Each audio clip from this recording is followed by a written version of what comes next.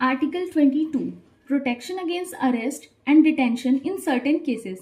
It is also a part of the right to freedom and it is last part, a very major part. तो हम इस part में अगर ये देखते हैं कि इसमें 2 टाइप्स के डिटेंशन के बारे में बताया गया है. एक होता है ऑर्डिनरी लॉ डिटेंशन और हम सेकेंड देखेंगे प्रिवेंटिव डिटेंशन.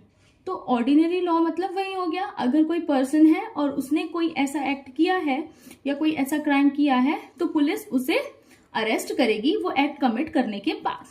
वहीं हम प्रिवेंटिव डिटेंशन में देखते हैं कि उस स्पेसिफिक पर्सन को अरेस्ट कर लिया गया है बट उसने अभी क्राइम कमिट नहीं किया है, बट ऐसा है कि वो फ्यूचर में वो क्राइम कर सकता है, तो उस क्राइम को प्रिवेंट करने के लिए या रोकने के लिए उसे अरेस्ट किया गया है. ये होता है प्रिवेंटिव डिटेंशन. अब हम देखेंगे कि प्रिवेंटिव डिटेंशन और ऑर्डिनरी लॉ डिटेंशन में एक्चुअल में राइट्स क्या क्या है.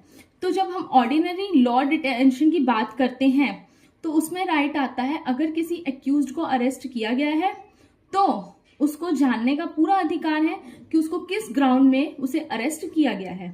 वहीं हम देखेंगे कि उसका जो राइट्स है कि वो अपने चॉइस का जो एडवोकेट है या डिफेंड करने के लिए एडवोकेट वो रख सकता है.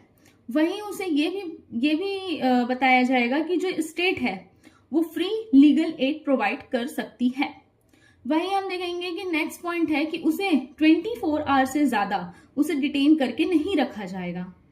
उसे 24 आवर के बाद तभी रखा जाएगा जब मजिस्ट्रेट का ऑर्डर होगा, क्योंकि विद इन 24 आवर उसे मजिस्ट्रेट के सामने लेके जाना ही होगा. यह है ऑर्डिनरी लॉ डिटेंशन, जिसे प्यूनिटिव डिटेंशन भी कहा जाता है. वहीं हम देखते हैं प्रिवेंटिव डिटेंशन.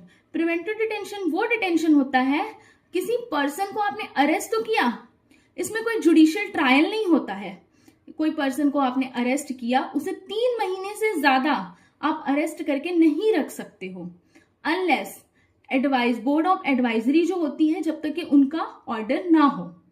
जब उनसे कंसल्ट करेंगे कि 3 महीने से ज्यादा रखें और वो परमिशन दे देते हैं तो ही आप उसे 3 महीने से ज्यादा रख सकते हैं.